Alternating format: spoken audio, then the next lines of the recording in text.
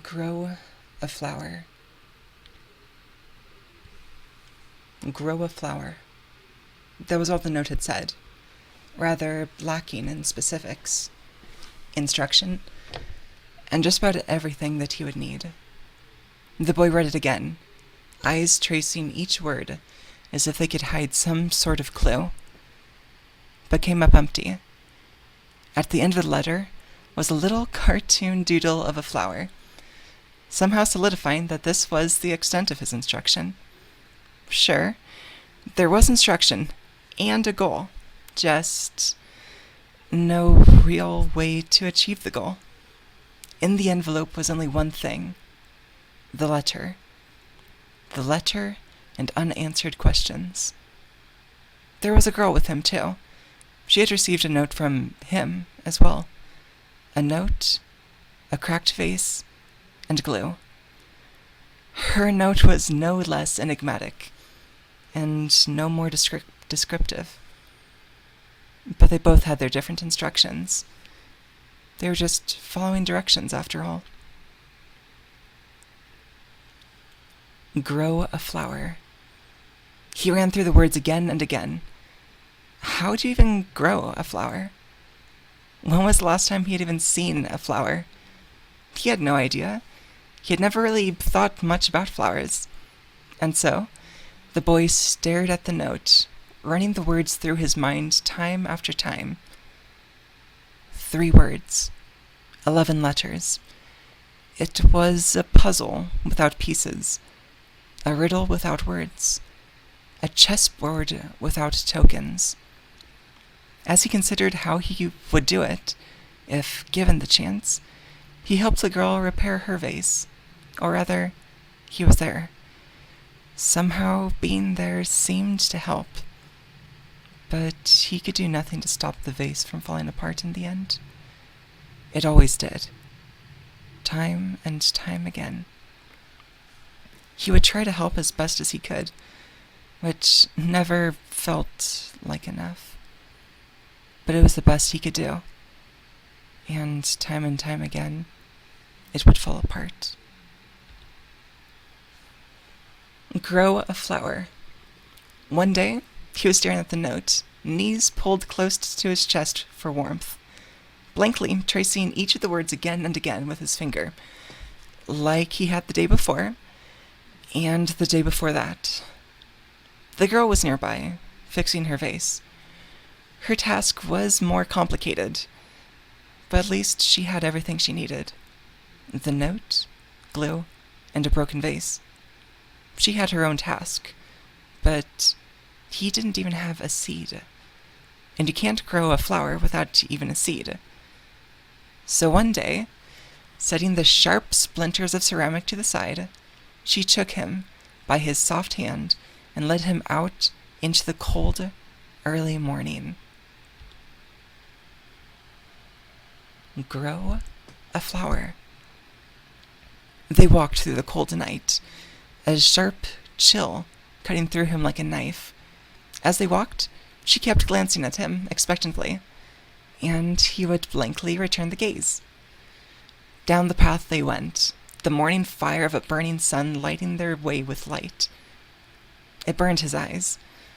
Up the hill went they, ducking under trees and stepping over roots, as the trail led onward.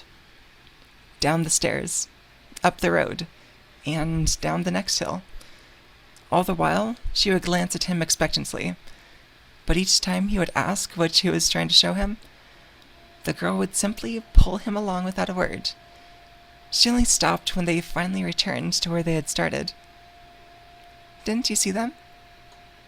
"What?" he asked, hugging himself tightly for warmth. "The flowers," she said simply, returning to the vase that took so much of her time. Grow a flower. He had momentarily forgotten the task as they walked, but he looked now. The boy had never really seen them before. They were simply a part of the landscape, much like a tree or a rock. As he walked alone now, there were flowers everywhere. Red, blue, green, everyone had a flower, it seemed. Some were proudly displayed on windowsills, or could be seen protruding from shirt pockets, or maybe even blooming from a pretty girl's hair as she danced past. Other times, he could only see the flower dimly through a closed window or from beneath a locked door, or maybe just peeking out from the confines of someone's coat. But it was always there. He walked, and he walked, and he walked. Grow a flower. He saw it now. He saw them now, and realized that there was one inescapable truth that could not be broken. He couldn't stay here and grow a flower. He needed seeds. He needed soil. He had his task, and she had hers. So he walked away. They both had their instructions. They were just following instructions. He left her, and the cold wind bit through his clothing like a scythe. On the path, he passed a meadow of flowers. Brilliant blue, deep purple, and vivid red blooms filled the plain. The brilliant colors stopped him dead in his tracks. A field spreading like a beautiful blanket as far as the eye could see. There, he stopped to gather flowers from the ground, his soft hands eagerly snatching them up for the promise they made. Grow a flower. He watched as the flowers wilted and died by scores under his eye. They had water, they had sun, but the boy was powerless to save them. Petal after petal fell, and the day grew colder and colder. Finally, the last petal fluttered to the ground, leaving dead, lifeless stumps where beautiful flowers had once been. That first failure hurt. The wind that followed was so very cold. It should have taken him instead. Grow a flower. The air was too cold. That must have been it. These prairie flowers were simply unused to the cold outside of their little protected field. So the boy trudged onward, ignoring the chill that cut to his bones. He carried the stems of those flowers he had killed. A reminder. If he had simply let them alone to grow, they would still be alive. By trying to grow the flowers himself, he killed them. Stupid boy. Along with them, he carried a single flower, cupped gently in his hands, for what little warmth and protection he could offer. Through forest and meadow he walked, down and through, up and in, until finally the breeze of warmer weather could be felt. He still felt his coat wrapped tightly, cold eating away at him, and hands cupped around that delicate little flower.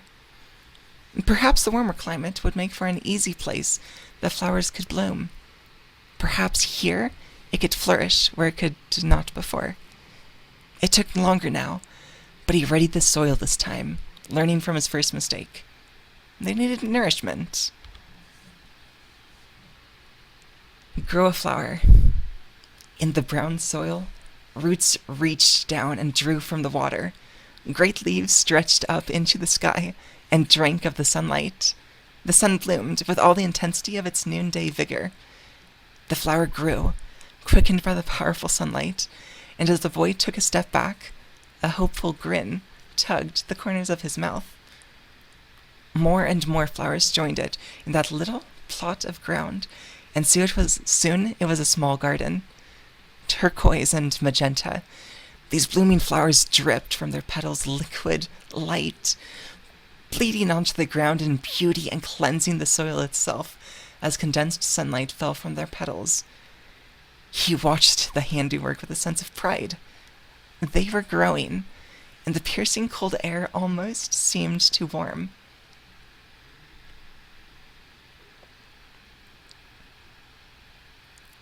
Grow a flower. The instructions were simple, but the boy watched helplessly as the flowers faded. With each drop of sunlight, they shriveled, They simply required too much sunlight. He tried to water them and turn their leaves to the sun, but they bled all their sunlight out until all that remained was barren, lifeless husks. That second failure stung. He loved those flowers.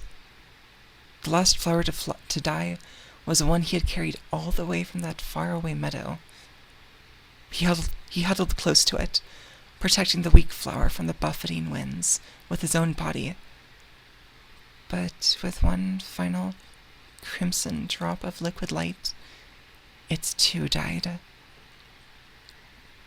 It grew cold again, chilled wind blowing away the shriveled and dead petals. Their dead, lifeless stems were placed in a small wooden box with the others. There were too many others. Ignorant boy.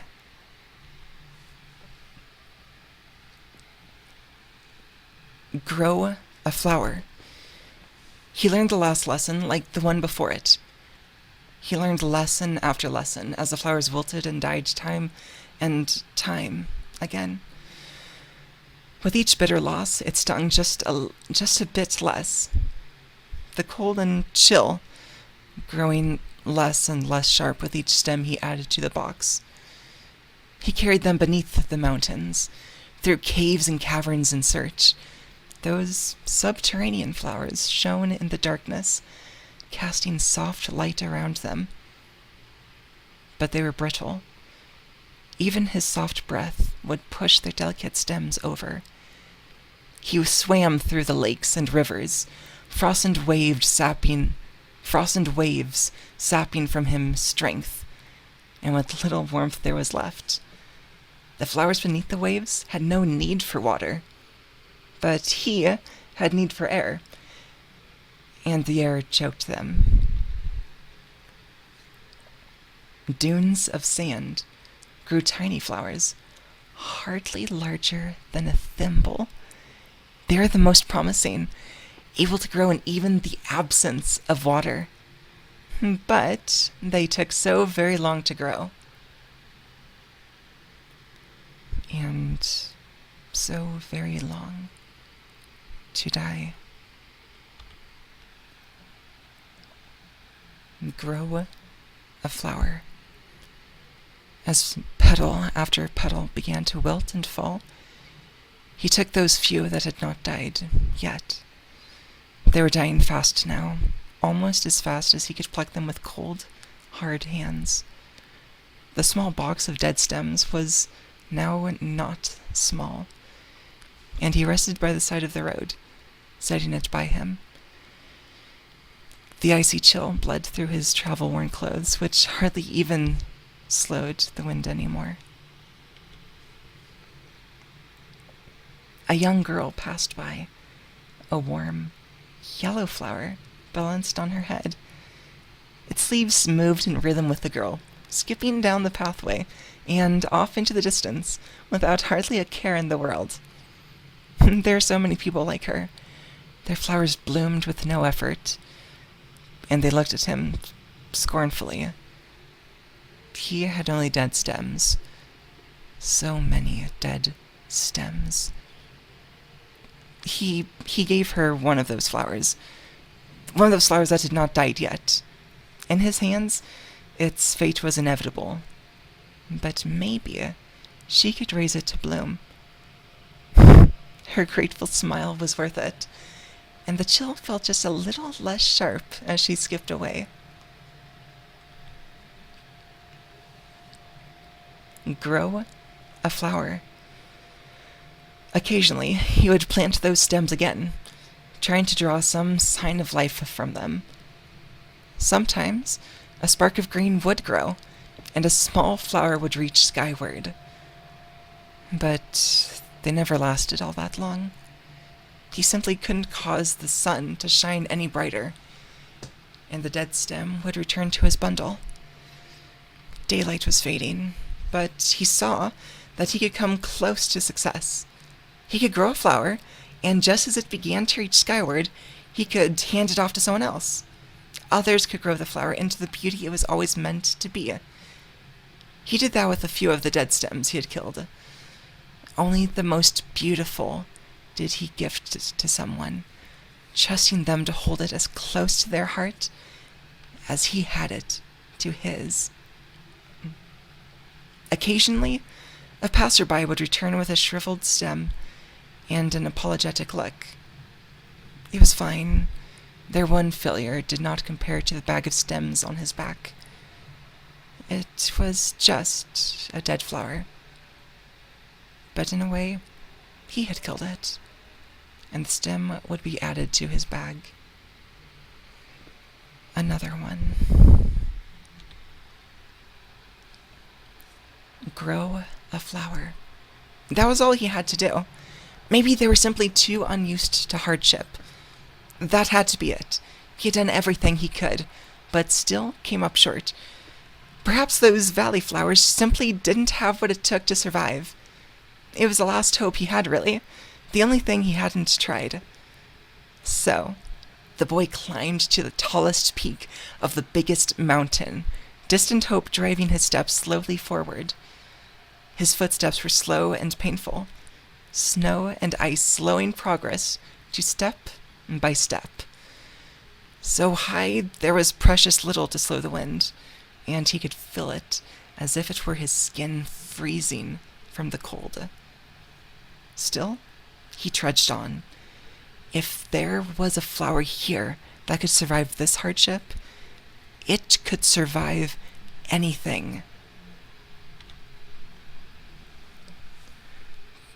Crimson blades of the setting sun ignited the sky into a setting wildfire, and when he reached the highest peak, a single cluster of flowers faced him.